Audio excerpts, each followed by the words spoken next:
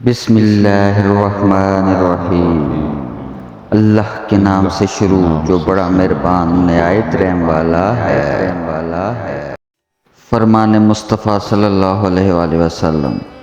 مجھ پر درود پاک پڑھنا بروز قیامت پل صراط کی تاریکی میں نور ہوگا۔ اللہ کے نبی نے ارشاد فرمایا، میری شفاعت میری امت کے اسی بندے کے لیے ہے جو میرے گھرانے سے محبت کرنے والا ہو۔ رسول اللہ صلی اللہ علیہ وآلہ وسلم نے فرمایا، میں اللہ سے امید رکھتا ہوں کہ عاشور کے دن کا روزہ 1 سال پہلے کے گناہ مٹا دے گا۔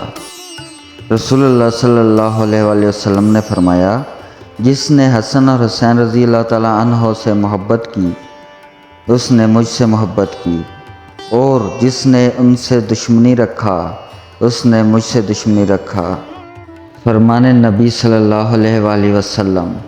بکری کی عزت کرو اور اس سے مٹی جاڑو کیونکہ وہ جنتی جانور ہے۔ رسول اللہ صلی اللہ علیہ وآلہ وسلم نے فرمایا، جو شخص اللہ کی رضا کی خاطر مسجد بناتا ہے تو اللہ اس کے لیے جنت میں گھر بناتا ہے۔ ایمان کے 4 شعبے ہیں، ان میں بلند ترین اور سب سے اعلیٰ شعبہ لا الہ الا اللہ اور سب سے ادنا شعبہ راستے سے تکلیف دہ چیز کو ہٹانا ہے۔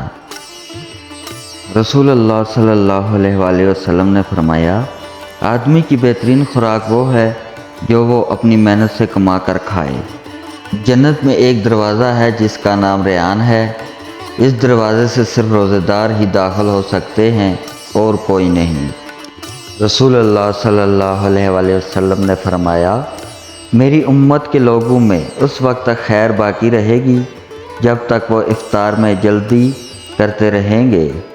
رسول اللہ صلی اللہ علیہ وآلہ وسلم نے فرمایا، روزے دار کی منہ کی بو اللہ کے نزدیک کستوری کی خوشبو سے بھی زیادہ پسندیدہ اور پاکیزہ ہے۔ رسول اللہ صلی اللہ علیہ وآلہ وسلم نے فرمایا، جب تم میں سے کسی شخص کو کوئی مصیبت پہنچے تو وہ میری مصیبت یاد کر لے کیونکہ یہ سب سے بڑی مصیبت ہے۔ رسول اللہ صلی اللہ علیہ وآلہ وسلم نے فرمایا، جو شخص مجھے زبان اور شرمگاہ کی حفاظت کی ضمانت دے دے تو میں اسے جنت کی ضمانت دیتا ہوں۔